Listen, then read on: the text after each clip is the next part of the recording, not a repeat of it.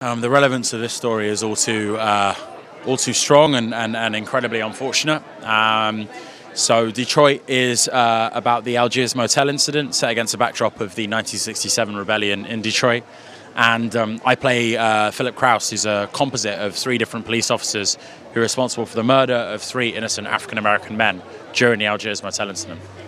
You talk about working with a unique directing talent in Catherine and the rest of this astonishing ensemble. Yeah, I genuinely feel like I'm part of maybe the best ensemble in the last 10 years, which is an incredibly lucky thing to say. That's all right. Working for Catherine is a dream come true. I think she's one of the best ever, and I think she's certainly one of the most socially conscious and talented filmmakers working today. So it's still bizarre to me, man, that I work with Catherine Bigelow. I'm like, what the hell's going on? Why me? But I feel very lucky. I think reprehensible is a good word to describe him. He virtually lacks empathy entirely, and to approach a character like that was incredibly uncomfortable because adopting his psychology, I couldn't even identify with a single thing about him that I could respect or much sort of relate to. So it was an uncomfortable place to be, but I think necessary in exposing these sorts of individuals. I think we have to continually expose these individuals and ensure that they don't have a place in our society because the world's too dangerous so long as they aren't held accountable for what they do. You know what? The impact remains to be seen, but what's really nice is it seems to have sparked a lot of conversation around racism and around how that might impact things legally speaking. Hopefully it leads to a genuine change as far as dismantling systems of white supremacy and bettering the terms of social justice for people of colour. So I play a police officer called Demons, who arrives at the Algiers motel with two other cops who know each other very well.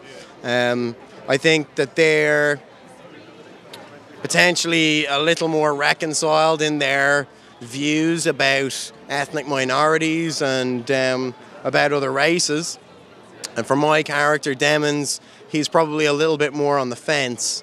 And that's the real danger. I think that it's the people who are sitting on the fence who aren't the loudest of the ideological extremists. It's the quieter people who haven't quite made the decision for themselves and maybe feel like they have something to prove and feel as though they need to categorize themselves are the most dangerous because they're the ones who oftentimes perpetrate these atrocious offences against people. So yeah, that's the character I play in the film. I think he's certainly intimidated by the situation, and I've had a few discussions with people about this, but you know, as I was kind of trying to explain a moment ago, my objective as an actor in this film was to examine what the triggers of white supremacy are. My character is not somebody who owns racism. He's not somebody who would probably categorize himself as a racist. He's more somebody who's sitting on the fence. And I think that when initially, one of the first triggers is that he has this moment of rejection from a white woman, a woman who's the same race as he is, and needs to offset that blame somewhere else.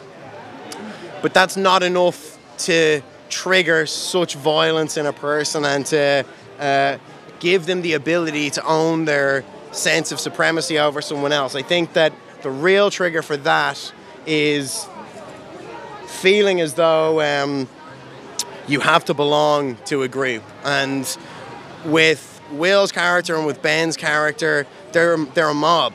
They're part of a mob. It's a mob mentality, and it's like one of us is doing this, we're all doing this. And males in particular are always stimulated by that feeling and always respond to that challenge. And I think Demons is no different. And that's the journey that we see his character go through in this film, is that he becomes this thing and he is an atrocious person through his willingness to become part of a group. Catherine Bigelow is a unique and important voice in cinema. Can you talk about what for you makes her such a very special director and your experiences working with her on this film?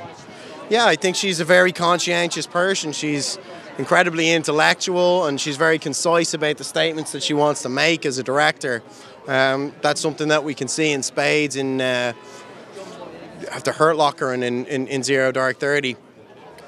And with this film, it was clearly something that was closer to home for her. You know, this is an issue that she's looking at that is, you know, systemic within her own country, and it's not necessarily a broader, more global issue. This is something at the heart of American society, and it's been there since the foundation of the United States. And so I think it's a very brave move for Catherine as a white filmmaker, as a female filmmaker, to engage with this issue in a way where her hope is to open a dialogue, to open a conversation, not to have any sense of entitlement, you know, in her examination of the issue, but to basically say, look, we need to begin a conversation somewhere.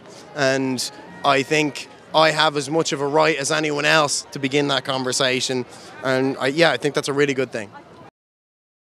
Yeah, so my character is a young woman called Julie, who is caught up in the events of the Detroit Rebellion, specifically centering on the Algiers motel incident.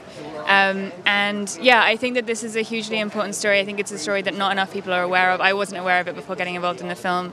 And I think that the contemporary parallels are pretty obvious and kind of speak for themselves. You talk about working not just with an exceptional cast, but also a truly unique and groundbreaking director in Catherine Bigelow. Yeah, it was amazing working with Catherine. I think she's completely incredible and totally unique and like just kind of in a league of her own, really. She's so generous with her cast and her crew, and she attracts such a wonderful group of people around her. It was just a real privilege to be there every day. I think it's the duality of the role, the fact that you have this such a lightness at the beginning of the film before events and the innocence and the sort of just like young, free-spirited thing to then switch to such extreme darkness in the second half of the film. It was that contrast felt like an amazing opportunity. This was a really, really special experience, and it felt like I don't know, I think that Catherine really inspires you to do the best work you possibly can and really makes you believe in yourself. And it's a very exhilarating way to work. You really have to dive in and just kind of be free and let things develop spontaneously and organically. So I don't know, it's set the bar pretty high for the future, I would say.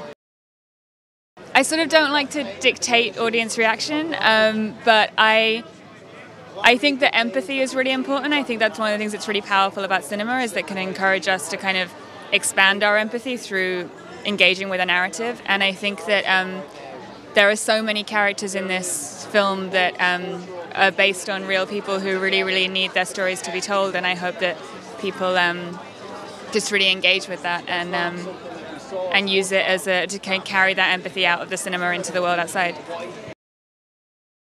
I think you need a creative balance in the projects that you do. I think entertainment is obviously a big, massive pillar of influence, and films like Star Wars are entertaining and fun, but we need to also use that power for commentary on our society to lead towards a positive outcome there, and Detroit just does that.